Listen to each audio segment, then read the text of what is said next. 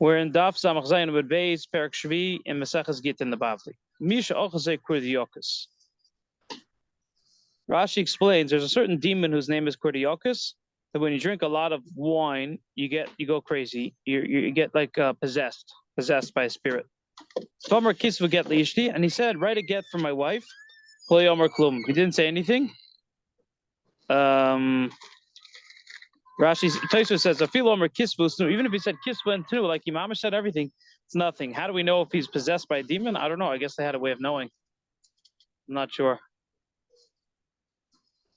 Omer kisvu get liishti. Let's say first he said when he was of sound mind to write the get. Then he was possessed by a demon. Then he said, don't write it. Then his later words to cancel a get is nothing. Let's say he became mute. Nowadays, I guess you could say, God forbid, if a guy has a stroke or something, he's very ill and he's not able to talk. Then they told him, should we write a get for your wife? I don't know why they would say that. Like, I guess I don't know. Maybe he himself, he's trying to tell him to write a get for his wife. And basically, and then he leans his head to say yes. We check him 3 times. If he's of clear sound mind and he's able to say for yes, yes, and for no, no, they should write it and they could give it. I suppose we're talking about a situation where he can't write, because the clear writing would be even better if he's able to write it out. But maybe he's not even able to write. He's just able to nod his head yes or no. We see that he's able to understand. You can trust him. I think so, just based on logic. Okay, so we're up to the Gemara now. My Kurdiokus. What's Kurdiokus? Where Shmuel says Denachte Neshachi, he was bitten. And he feels, in other words, he drank a lot of new wine that was just pressed, that was just squeezed out. Just say that. Just say that he was bitten by new wine. In other words, drank a lot of wine. You can see he's a shikr. He's a shikr. And for the Gemara, no, when he's not just a shikr, he's possessed by a spirit, and it's called kudiokus. So the Gemara asks, what's the difference? The Kmeya, if you want to write an amulet, Rashi says that you have to write out the name of the demon, tell him to go away, so you have to know the name. Maya Sute, what's the cure? So we did the Gemara. It's interesting. The Gemara doesn't say to write a kmeya. There's actually a cure for this thing. Isra sumka, meat that's kochosh, that's very lean, that's like dried out. Agumri on coals that you put on coals, that you cooked it on coals. The chamra marka, and wine that's very diluted with a lot of water. Abaye said, my mother, who wasn't really his mother, was the woman who raised him. My mother said, if you have an illness because of sun, I guess people would get ill, sunstroke maybe. Kuza de Maya, drink water. That sounds very logical. If you get dehydrated, you drink water. So the Gemara goes on and says, but if it's more advanced, in other words, it's from 2 days of sun, so it's not enough just to drink water. Sikure, you have to let out your blood, and that will cure you. Interesting.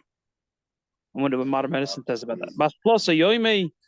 If it's 3 days, it's mamish, like really set in your sunstroke. So then bisro sumka gumre v'chamre marka. It's the same cure that we said for this demon for drinking new wine. For kudiokus, you should drink very lean meat on coals and wine that's very diluted. The shimsha tikto, Rashi says it's for a lot of days, even more than 3.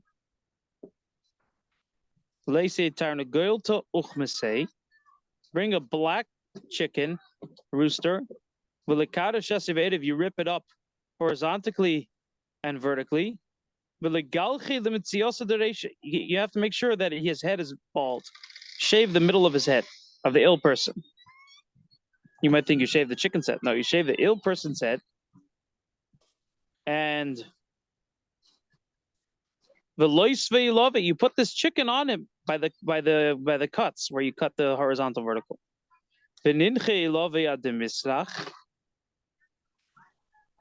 Somewhere around there. What is the sweater tag? The sweater? I have no idea. I don't know. Did you know? I wish I knew. Hazan, I apologize. I only just arrived, but are you talking about how to ward off demons, essentially? What? Of course, you know where the sweater I only is. just arrived, so I'm Yeah, trying that's to fine. understand the topic. Are you talking about how to ward off demons? We originally were talking about how to ward off the demon, but now we're talking about a different illness. I think it's a different illness, unless it's also demons. But it seems like it's. Are we still vulnerable to demons now, or not as much now in the modern time? I think not as much now. I don't Okay. think we deal with these things now, as far as I understand. There's And will we be dealing with them again as we get redeemed? Will we have to deal with them again? Yes. So actually, the Ramban talks about demons. The end of Parshas B'chukoyse, when it says "Vishbati chayiro min haaretz," that all the wild, the harmful animals will be removed from the land, and he says that a lot of the demons, for a large part, are created from our sins, and their whole existence is to be mashchis, to harm, to damage. So just like when Mashiach comes, chayiro, that they have a very bad nature, that they tear and they destroy. Their bad nature is going to be removed from them. Go ask mommy, please. Their bad nature is going to be removed from them. So too, demons, we're going to be able to. In a way, it's like it's not really to find the good spark. Like there's a good spark in everybody. Demons really, their whole existence is in a sense to harm, to damage. So we're going to just take away that bad nature, kind of turn them over from one end to the other. Well, they don't have much power over us anymore, right? As far as I understand, yeah. It's actually interesting that in Perkei Avos, this last Perkei Avos, in Perek Chamishi, I think it was a Mishnah Vav, it says in the Mishnah that what are we're mentioning the 10 things that are created during Ben Hashmashis, like the Ksav, the Michtav, the Luchos, the Shomer. We're going to talk about the Shomer actually, probably maybe tomorrow, about the worm, the special worm that they use to cut. So these are all things that are for the good. That the reason why they were created close to Shabbos is because they don't need our regular avodah. They don't need our service. Most things we're supposed to work during the week, and in Pneumius, in the mystical sense, we're supposed to raise up, lift up the sparks, refine the world. But these things are created close to Shabbos. They don't need our input. Some people say the grave of Moshe and the ram of Avram, and then there's another Yerushalmi which is Mazikin, demons. Why does the Yerushalmi say demons? Because demons is the opposite. It's things that are for the harm, that are so bad that it's not in our regular avodah to raise them up. Hazan, were the power of the demons taken away along with the trade of trading prophecy for our tendency to worship idols and commit adultery? Interesting. I've never heard that, but I'm not sure. You've heard such a thing? So I was once informed by somebody who was very, very knowledgeable about these things. I mean, so mind-bogglingly knowledgeable, it almost seemed not human. And he told me about the fact that apparently there was one time where we were a lot more vulnerable to things like rape and bowing down to idols. Yeah, there's a Gemara like that. Yeah. And that they daven to Hashem to take away the avodah zarah of bowing down to idols, and they daven to Hashem to take away the avodah zarah of wanting to be with a woman, but then nobody was having children, so they brought that one back, adultery. But avodah zarah was taken away from us. That Yetzer Hara. But the trade was for that we lose our profits, correct? Oh, I don't remember that in the Gemara, but maybe there's a certain explanation that was the trade. So is that why the people were so tempted to make a golden calf when Moshe went up, was because they were just more susceptible in that time? Absolutely, yeah. And don't forget, they had just come out of Egypt. In Egypt, they definitely served idols. So it's not like it wasn't so far removed. It was just a few months later. So they reverted back. They had a nisoyin, they had a trial, they had a test, and then they reverted back to their old nature, what they were used to.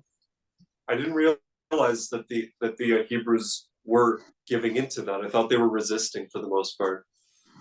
That's true. For the most part, there wasn't so many. It was only 3,000 that were really punished, that really died from the Chet Egel. So it was just, I guess it was the fact that it didn't prevent it from happening that we are suffering from this. I'm saying it wasn't all of Klal Yisrael that was serving the idols. But even they were allowed out of Egypt, at least. Absolutely. So you still have a Yetzer Hara, even if you're let out of Egypt. Yes, but these were the people who were bowing down to idols in Egypt. Yeah, but we were still redeemed, 100%. That's very merciful. Yeah, Hashem is very. The Ramban has a very interesting letter called the Geras Hashmad, where he talks about how you should never say Lashon Hara against Klal Yisrael, even if l'chayda they've sinned, it doesn't matter. And he goes through Jewish history. He mentions a lot of different cases. I found that the people who are not so quick to point fingers at people are people who have learned humility and wisdom. Interesting. Okay, so we're talking about the cure for sunstroke. So we said you have to take a black chicken. We're 1, 2, 3, 6 lines into the Gemara, and you rip it up and you shave the middle of the head of the sick person. You put it on him. You leave it on him until it literally gets, I don't know, absorbed into him. Then he gets up. Then he goes and he gets into the water ad savari until his neck. Ad the cholish almei love it. Until Rashi says he feels like a weakness in his heart. V'leimoid v'lisalik v'leisif. Then he swims a little bit, and then he goes back onto the shore and he sits down. V'iloi, if it doesn't help, leichol karte. He should leave. V'leisiv. Sometimes V'linchis v'leikum bayit go savari. silent for a few seconds. What? Oh, sorry. Then he should go into the water at Zavari ad Cholish al Melove again until his heart feels weak. V'leimoid v'lislik v'leisiv. And then he should get out and he should sit down. excuse me, how many lines did you say we were into the Gemara? Yeah. So we're at 1, 2, 3, 10 lines. Oh, So the Gemara reiterates, if you have a problem from sunstroke, so you have lean meat with very diluted wine. What if you have a problem from the cold? That's more of a Canadian issue. You get sick from the cold. So then it's the contrary. You should have bisra shmeina gumre. You should have very fatty meat on coals, and you should have wine that is not diluted. That's to cure you from the cold. Rav Amram Chasido, Rav Amram, who was a Chassid, he hava mitzaron le Bereish Galusa. They would cause him a lot of suffering in the house of the Bereish Galusa, and we'll see later on in the Gemara that they were not great. The servants of the Reish Galusa were not good people at that time. And Rashi explains because he was a Chassid and he was Machmir, they would cause him to suffer. So the Gemara says what they would do: have a magnu le'atilka. They would make him sleep in the snow. The next day they said, "What do you want? What can we do for you?" Where did you put it? The lights delay. What can we bring for you? Omar Hani, he said, these people, these servants, whatever I'm going to tell them, they're going to do the opposite. He said to bring me lean meat that was roasted on coals, barbecued on coals, and wine that's very diluted. He really needed the opposite, but he said the opposite. I said, they brought him fatty meat on coals, and at least they brought it to him on coals, and they brought him. They didn't change that detail. And The wine was pretty strong in those days. It was pretty strong, they brought him right? wine that was not diluted. Pretty high in alcohol. Yeah. So maybe. Then the Gemara says Shoma Yalta. So he did one cure, and Yalta heard. Rashi says Yalta was actually the daughter of the Nasi. She was the wife of the Avvezin, so she had a lot of power. So she heard. We had a Gemara, Maseches Brachos, famous Gemara. But she was upset with when they said you don't send the kosher bracha to the woman, so she broke all her husband's wine.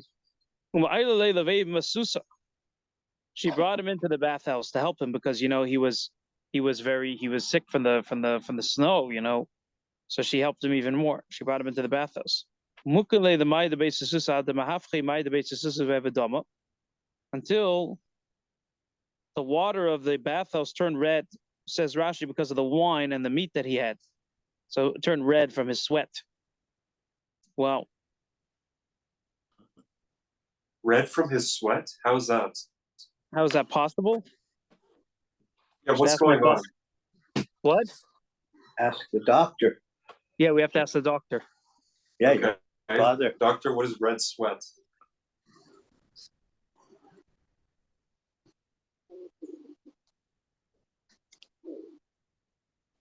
Did you hear the question? Sorry, I'm just in the middle of something else, but I'll be. Oh, okay, fine. Okay. Okay, so let's go further. A lot of this stuff is, first of all, we don't do these medicines nowadays, and the nature of people is different, and the stuff they ate was different. It's okay. I was making. Right.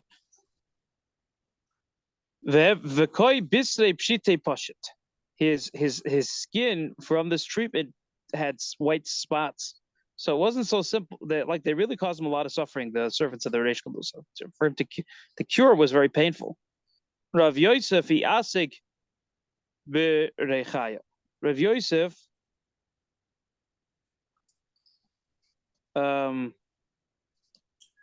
in order for him to be cured from Talgoth, he would be involved with the millstone, and that would cause him to sweat and to warm up. Rav Sheshes would carry heavy beams. They would do heavy things to warm themselves up. Omar, he said it's great to do hard work that will warm you up. Okay. So we'll just do one more story, then we'll switch to the Yerushalmi. Remember the Reish Galusa of Sheshes. Reish Galusa told the Rav Sheshes, "My time say my gaban. Why don't you eat with us?" He says, "I'm not going to eat with you because your servants are choshud to serve Ever Minachai, limb from a living animal. So I don't trust the kashrus." He says, "Who says? Well, what's your proof?" He says, "I'm going to show you." He said, "Go and steal one of the legs of the animal that they're going to serve in the next meal." His servant brought it to him. So he told him, "Show me." He told the servants of the Reish Galusa, "Show me the parts of the animal. Set up the parts of the animal." They only had 3 legs. They put it in front of him. Risheshus was blind, but I suppose somebody was telling him what was going on. So this only has 3 legs. So what they did was they cut off a leg from a living animal because they were missing a leg. So they just cut off a leg from a living animal, and then they brought it in front of him. They put it in front of him. He told the servant, "Bring the leg, your leg." He put it there. This has 5 legs. So he proved that they had taken the leg. Obviously, they were able to see that the leg that his servant brought was the real leg, and the leg the servants brought was not the real leg. And they investigated, and they realized it came from Ephraim and Achai. So then he realized, the Reish Galusa realized that he was saying the truth. So what did the Reish Galusa say? He was Moida al-Emes. He says, he said, if so, they should let your servant be the mashgiach. In other words, I'll let you do the hashgacha, and they'll set it up in front of you. You'll see everything is beheter, and then you'll be able to eat from me. So the Reish Galusa was Moida. That's terrible. I'm saying he realized he was eating treif possibly the whole time. He said, fine. They brought a table in front of him, kamayu, in front of them. They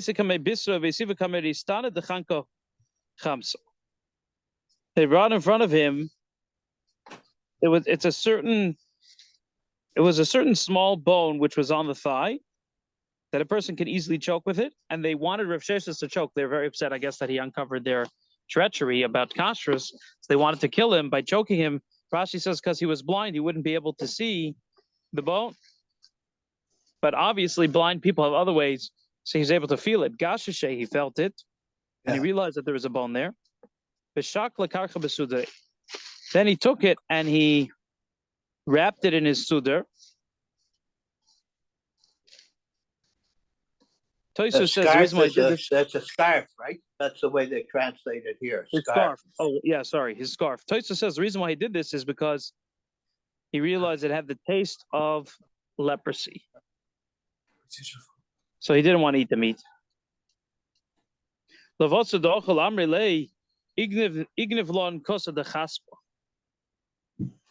saw that he wrapped the meat in his handkerchief, in his scarf, and they said, we lost a cup of silver. They wanted to check his scarf to see that he had all the meat in his scarf. So it's interesting. What? He wanted to check what? They wanted to check his scarf. They realized that he had taken that piece of meat with the small bone in it. They wanted to embarrass him by saying that he's wrapping meat in his scarf. While they were looking, they saw that he had wrapped this piece of meat in his scarf.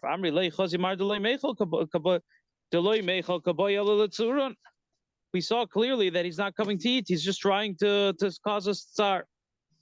They told the Reish Galusa.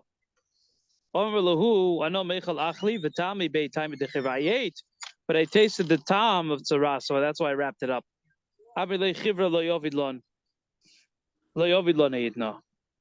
They said that's not true. We didn't have a behema with shchin, with boils.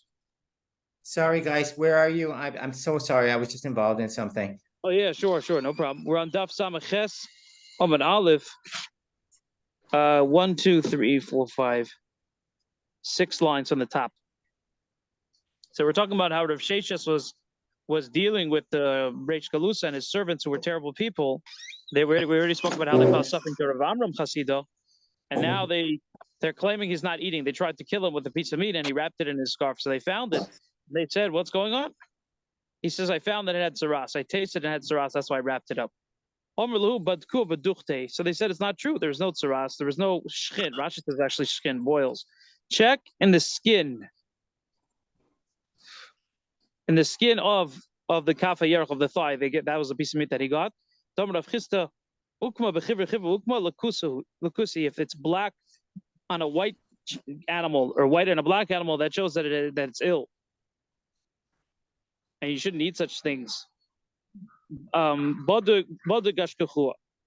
They checked and they found that it was true, that he was saying true. So he already got them in 2 places. First of all, that they were even menachai, also that they served meat that had tzaras. For some reason, it seems like, at least based on the Gemara, that he didn't say that they tried to kill him with that bone. Kikonofik, when he was going out, Kodele Bira, they dug a pit. They wanted him to fall in the pit. And they put a mat on top in order that he shouldn't understand. They said, go and lie down after the meal. So the great Amoraim weren't dealing with easy situations in those days. Rav Chisda made like a noise behind him, like the snorting of a horse. So therefore, Rav Sheshes, before he went, said, tell me the psukim that you learned. You should turn to the right or to the left. You shouldn't go straight. He told the servant, what do you see? I see a mat. He said, let's go around. After they left the house of the Reish Galusa, how did you, Rav Sheshes, know what was going on? He said, first of all, you made me the sound. First of all, also the second of all, the child who said his pasuk. Servants who aren't good are suspected. So therefore, I knew, for those 3 reasons, I knew not to go straight. I knew to go around. Okay, tomorrow I guess we'll do the story of Ashmedai, which is the next Gemara. We'll stop Story here. What's the next Gemara? It's about Ashmedai, the demons. We're getting more into demons. Oh yes, the demons. Yes. Uh-huh.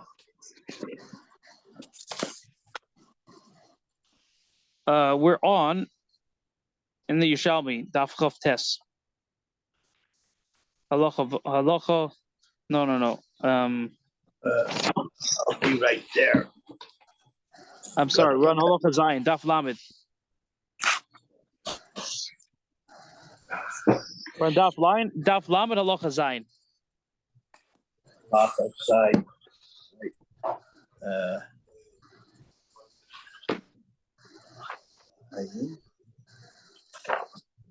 It's Perek Hamishi, right? Perek Hamishi. Perek Hamishi, yeah, we're actually a perek and a half behind in the Yerushalmi, unfortunately. So Halacha. It's my fault. I didn't keep them together. Oh, it's the long one, right? No. What is it? Halacha Zayin. It's not so long. It's a daf.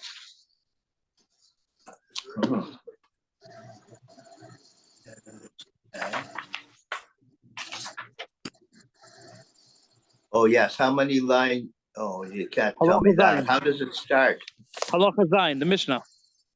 Oh, in the Mishnah. Lo ayah? Yeah, exactly. Yeah. Perfect. Okay, let's start. Lo haya sikrikon b'Yehuda ba'aruga milchama. When the war was going on in Yehuda, there was no din of sikrikon, which is basically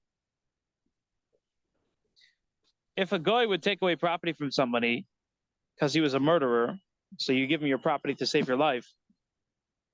They didn't have the din of sikrikon. Anyone who wanted could buy the property from this murderer, because it was a time of such pillage and murder that they gave it. They gave the property away, and they didn't have the regular din that you could deal with the original owner. The owner lost it. They were very violent, right? Very violent. The Romans, yeah, absolutely. They would kill Jews. The Bavli tells us they would say, if you don't kill a Jew, you get killed. That's how bad it was. That was like sounds like the time of the Holocaust, similar. Yes, maybe not as bad, but probably pretty close. So the Gemara says, however, from after the war, when things calmed down a little bit, there was a din of sikrika.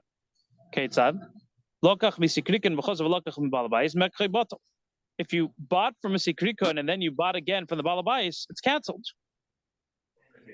Because he didn't really want to sell to the sikrikon. He was planning on going to the court when he had a chance. And he only allowed you to buy it from him also because he was scared.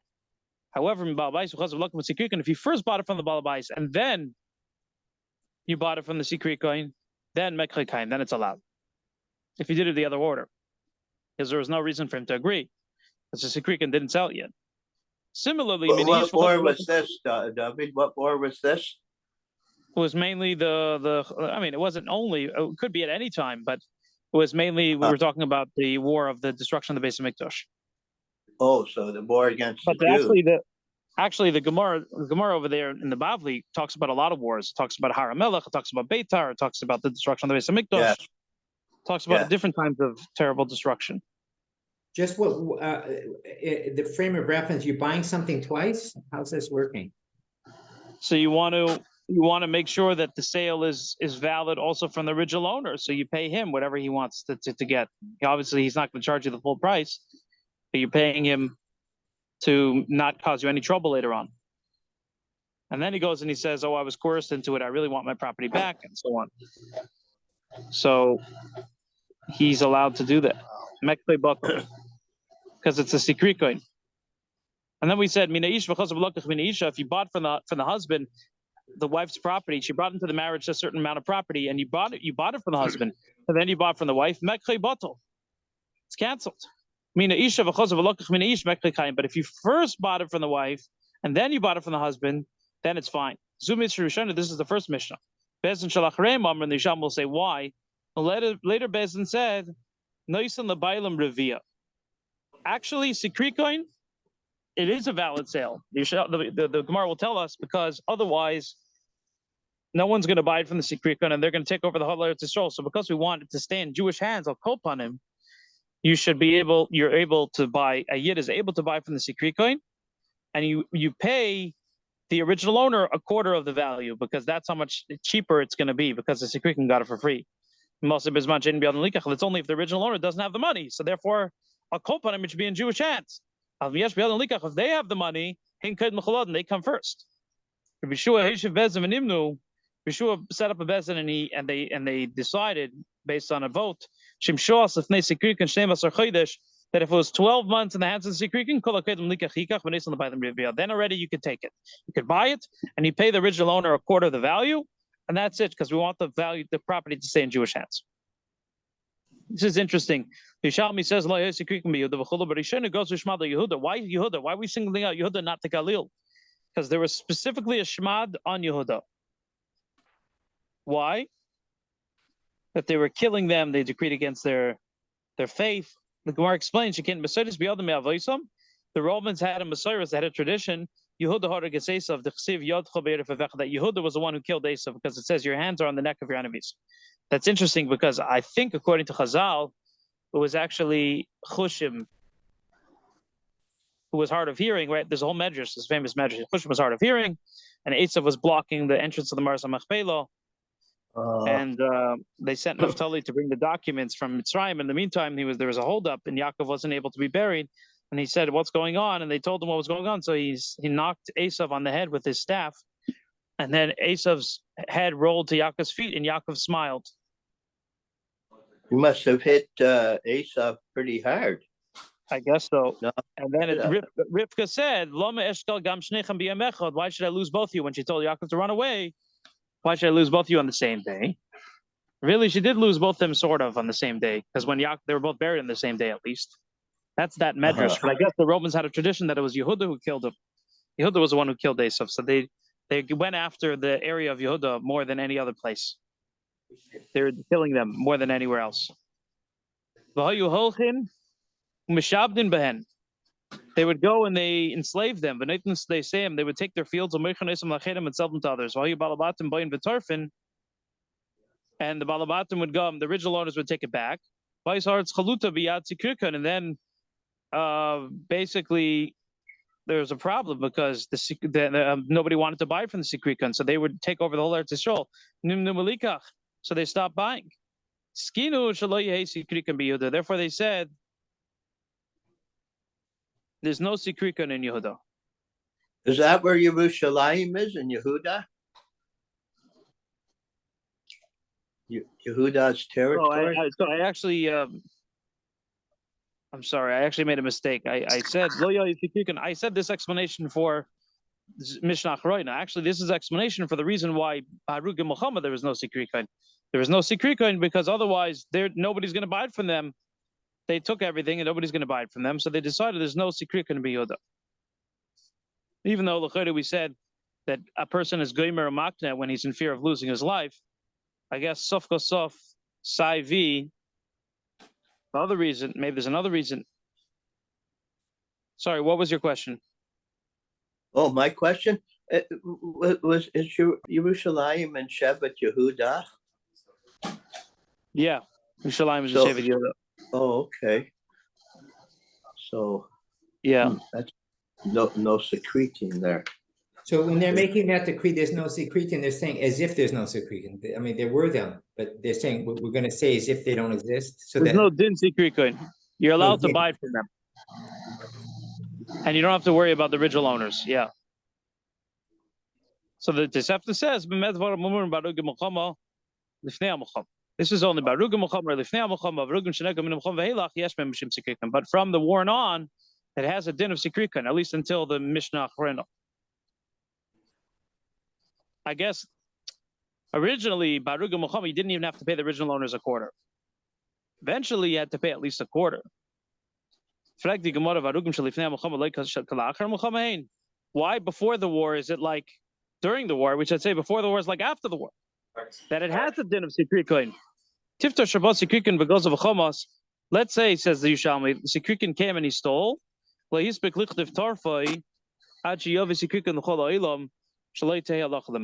we're talking about a case where it was before the war, but you didn't have a chance to figure out the situation to get your field back until the war came, and there's Sikrikan everywhere equally. So then, in such a case, He doesn't have a din of Sikrikon. Anyone could buy the field. Because he didn't have a chance to get it.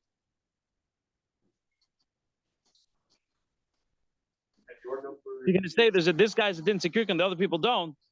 Doesn't make sense. So during the time of the war, anyone who didn't take care of it before the war has an issue. There's nothing you could do. Anyone could buy the field.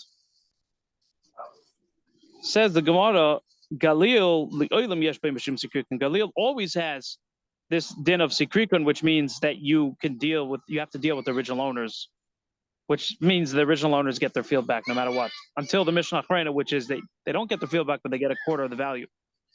Because in Galil it wasn't as bad. Only in Yehuda was it terrible.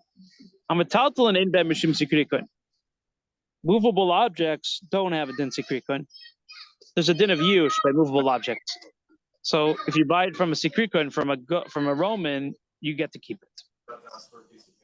Let's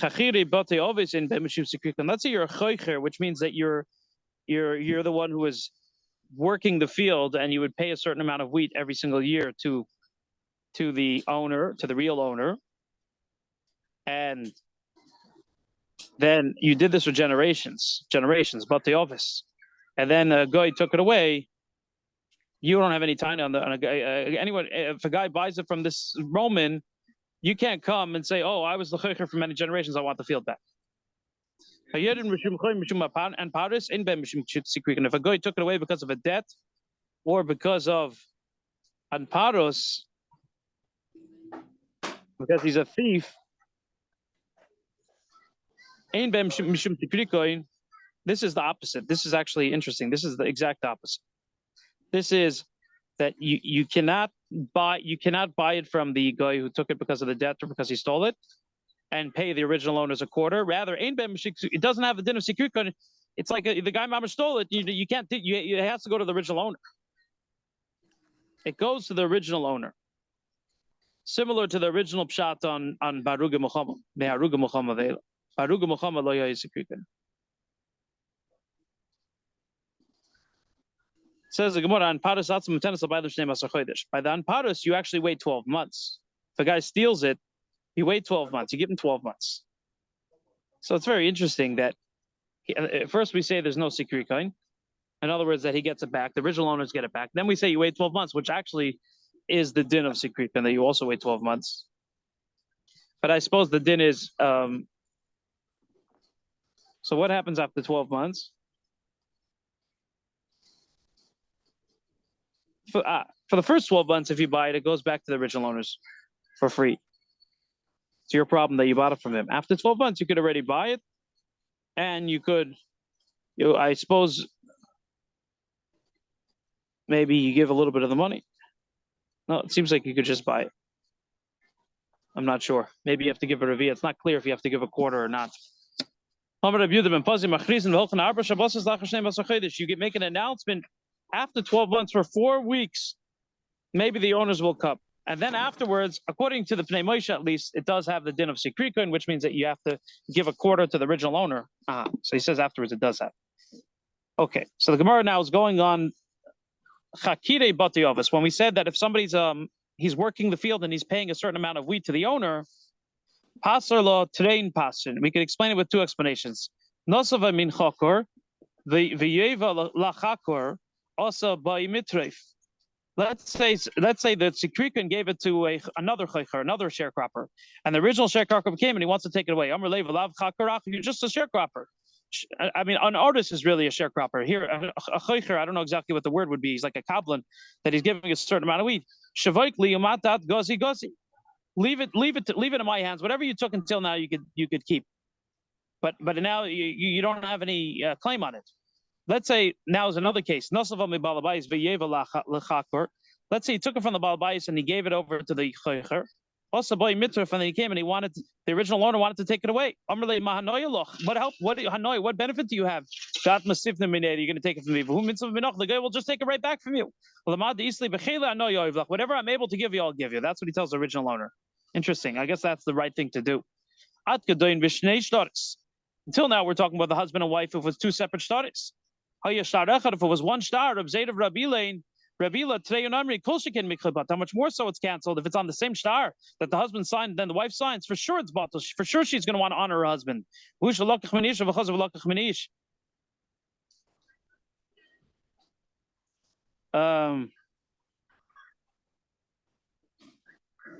Let's say you first bought on the same star from the wife and then the husband. Then it's going to be kayim. In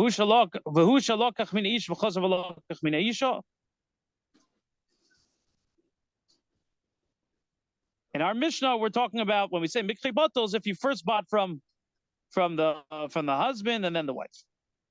Okay, it's interesting the wording. That he does have ownership over the wife's property. Gemara answers achilas peiros. He could sell his right for achilas peiros, but he can't sell the right for the property itself. Let's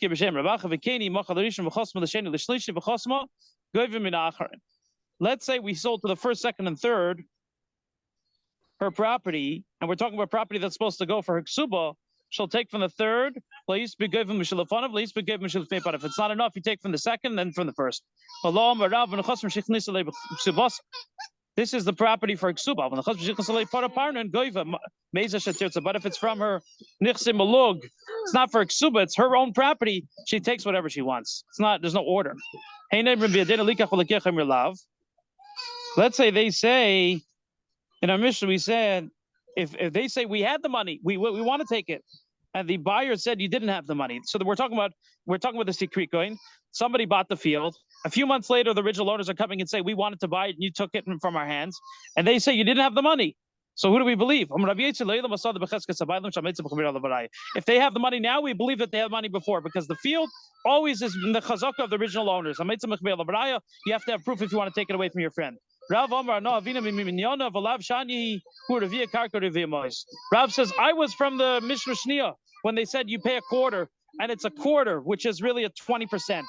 You pay a quarter of the original price, which turns into 20% after you add the quarter on. Which they explain to mean it's a third. It's a third, which turns into a quarter. So there's a machlekes. Is it a quarter, which is a fifth? A quarter of the money paid, which is a fifth of once you add it, it's a fifth, or is it a third of the money paid, which is a fourth when you add it? We're up to halacha ches. I have to stop now.